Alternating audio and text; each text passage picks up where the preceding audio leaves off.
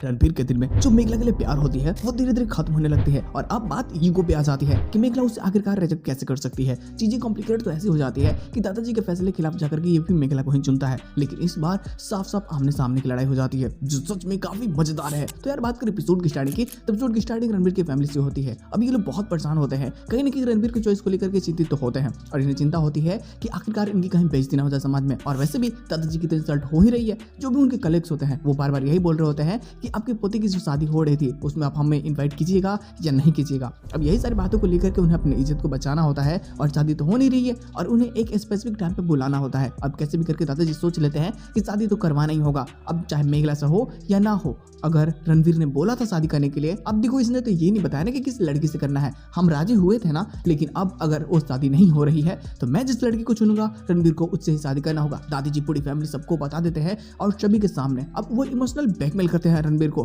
बुला करके। रणवीर भी समझ नहीं पाता कि आखिरकार करे तो करे क्या, वो क्या करे, क्या वो इनके फैसले का एक्सेप्ट करे या ना करे। मुश्किल तो उसके सामने भी होती है, हालांकि यहाँ पे बताने के लिए उसके पास में कोई सारी चीज नहीं होती है कि क्या मेघला भी शादी के लिए राजी है या नहीं है। अब यही सारी बातें कहीं ना कहीं दादाजी को और गुस्सा दिला देती है और वो समझ जाते हैं रणवीर बेवकूफी कर रहा है और उसकी बेवकूफी में घर के जो सदस्य हैं वो भी शामिल हैं और वो फैसला कर लेते हैं कि नहीं, अब रणवीर की कही गई कोई भी बात घर में नहीं होगी और जिस लड़की से इन्होंने शादी करने के लिए कहा है सबको, वो उसी लड़के से शादी हो जिस लड़की को इन्होंने चुना है। अब रणबीर को इस फैसले के खिलाफ जाकर के मेघला को मनाना होता है, लेकिन यहाँ से तो प्रॉब्लम्स और ज्यादा ही क्रिएट हो जाती है। कहीं ना कहीं अब मेघला घर में जो तमाशा बढ़ रही होती है ना, महुआ कभी भी मेघला को एक्सेप्ट नहीं करती है और ना ही अब उसे अपनी बेटी मानती है। अत्रिजा भी साफ साफ एक्सेप्ट करने से मना कर देती है कि आपने जबरदस्ती उस लड़की को ला करके हमारे घर में रख दिया। अब चंदन के सामने मुश्किलें तो होती हैं कि उसे अपने परिवार को छोड़ करके या तो एक तरफ मेघला को सपोर्ट करना होगा या फिर दूसरी तरफ उसे अपने परिवार को चुनना होगा, और वो इस बार मेघला को चुनता है क्योंकि उसे समझ में आ जाता है कि अत्रिजा के पास तो उसकी माँ है, लेकिन मेघला के पास में कौन है, उसके पास तो उसका कोई भी नहीं है